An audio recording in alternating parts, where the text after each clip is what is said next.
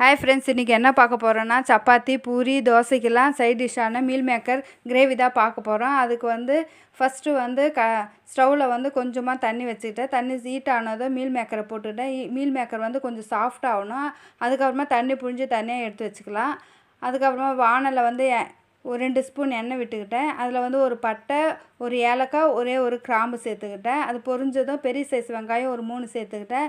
நான் கிரேவி அதிகமாக வேணுன்றதுனால அதிகமாக சேர்த்துக்கிட்டேன். அதுக்கப்புறமா இஞ்சி, பூண்டு, சோம்பு, 4 பட்டை, 2 கிராம்பு அது எல்லாத்தையும் போட்டு பேஸ்ட்டாக அரைச்சிக்கிட்டேன். அதுக்கப்புறமா வெங்காயம் வதங்கினதுக்கப்புறமா தக்காளி ஒரு 4 தக்காளி சேர்த்துக்கிட்டேன்.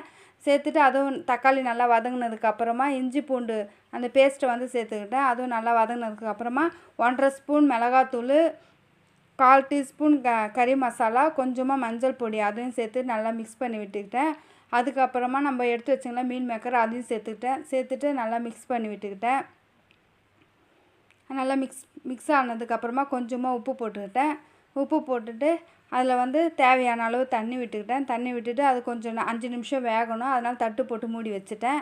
இப்போ நல்லா வெந்துருச்சு. இன்னும் கொஞ்சம் தண்ணி இருக்குது. அதை நல்லா அடி பிடிக்காமல் நல்லா கிண்டிகிட்டே இருந்தோம்னா தண்ணி சுண்டணுன்னு அதுக்கப்புறமா கொத்தமல்லி, புதினா போட்டு நல்லா கிண்டி எடுத்துக்கலாம். சுவையான மீல் மேக்கர் கிரேவி ரெடி ஆயிடுச்சு. சுவையான சப்பாத்தியோடு சாப்பிட்லாம். ரொம்ப டேஸ்ட்டாக இருக்கும். தேங்க்யூ.